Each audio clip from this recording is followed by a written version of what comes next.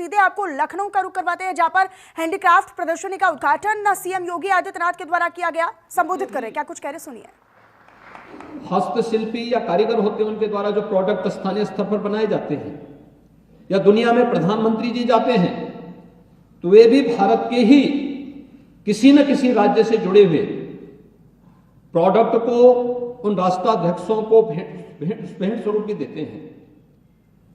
यानी ये चीजें दिखाती हैं कि इस फील्ड में अपार संभावना है। इन संभावनाओं को इस प्रकार के एग्जीबिशन के माध्यम से ये न केवल एक दूसरे के प्रोडक्ट को देखने का, बल्कि एक दूसरे की कला को, उनकी विधा को, उनकी परंपरा को जानने का भी एक अवसर हम सबको प्रदान करता है।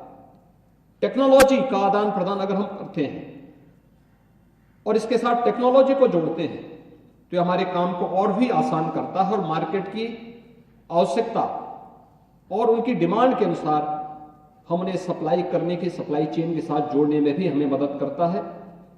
हमें प्रसन्नता है कि इस संस्था में आदरणीय राज्यपाल जी की अपनी व्यस्तता के बाद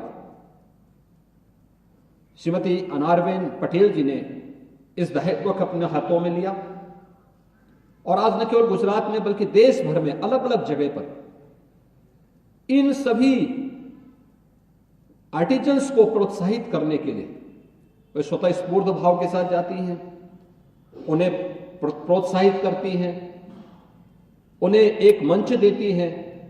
एग्जीबिशन के माध्यम से वे सभी एकजुट होकर के फिर आत्मनिर्भर भारत की इस परिकल्पना को साकार करने में अपना योगदान देती हैं।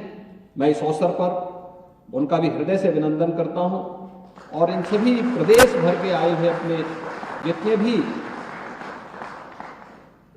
आर्टिजन्स हैं, हमारे जो हस्तशिल्पी और कारीगर हैं, उन सब की ओर से हृदय से धन्यवाद भी देता हूं कि ये एक नया मंच उनको ग्राम श्री संस्था और हैंडीक्राफ्ट रूट्स के माध्यम से उन्हें प्राप्त हुआ है। मुझे प्रसन्नता होगी कि इस कार्यक्रम को और आगे बढ़ाने की आवश्यकता है, क्योंकि उत्तर प्रदेश तो इसकी एक आज आधार भूमि है। सैकड़ों वर्षों से यहां पर यह जो एमएसएमई का बेस है, यह यहां की आत्मनिर्भरता का आधार रहा है। बीच के कालखंड में उपेक्षित हुआ, लेकिन आज फिर से वह आगे बढ़ता हुआ दिखाई दे रहा है। आप मैं देख रहा था जब हम लोग एग्जीबिशन में उद्घाटन के लिए आए थे, उसी समय मैंने देखा कि बाहर भी जो एग्जीबिशन लगी है, अंदर भी लगी हुई है। अलग अलग जनपद के लिए अलग अलग वो मिलेंगी आपको। और यही कारण है कि आज हम लोग भारत सरकार के साथ मिलकर के उत्तर प्रदेश में इंडियन इंस्टीट्यूट ऑफ पैकेजिंग की स्थापना का कार्य कर रहे हैं। इंडियन इंस्टीट्यूट ऑफ डिजाइनिंग यानी डिजाइनिंग इंस्टीट्यूट के भी यहां पे स्थापना की कार्रवाई को तेजी के साथ हम लोगों ने आगे बढ़ाया है। और भी अन्य तमाम सेक्टर्स में हमें इन्हें प्रोत्साहित करने के लिए एक अवसर प्राप्त हो रहा है और राज्य सरकार भी उन्हें प्रोत्साहित करने के लिए के साथ साथ अन्य तमाम प्रकार की सुविधाएं प्रदान करने के लिए कार्रवाई कर रहा है। आज की एग्जीबिशन इसका एक सशक्त माध्यम बनी है और मुझे पूरा विश्वास है कि न केवल उत्तर प्रदेश के 96 लाख जो कारीगर हैं, हस्तशिल्पी हैं या इस फील्ड में काम करने वाले जो उद्यमी हैं, वे इस एग्जीबिशन से लाभान्वित होंगे। अपितु उनको एक नई प्रेरणा इसके माध्यम से प्राप्त होगी। अपितु देश भर से आए हुए जितने भी एग्जीबिटर्स हैं वे भी इसका लाभ प्राप्त करेंगे। मैं इस पूरे कार्यक्रम के प्रति हृदय से अपनी बधाई देता हूं, अपनी शुभकामनाएं देता हूं। आदरणीय राज्यपाल जी का हृदय से अभिनंदन करता हूं कि उनकी प्रेरणा से इस यहां पर एक अच्छा कार्यक्रम यह प्रारंभ हो रहा है।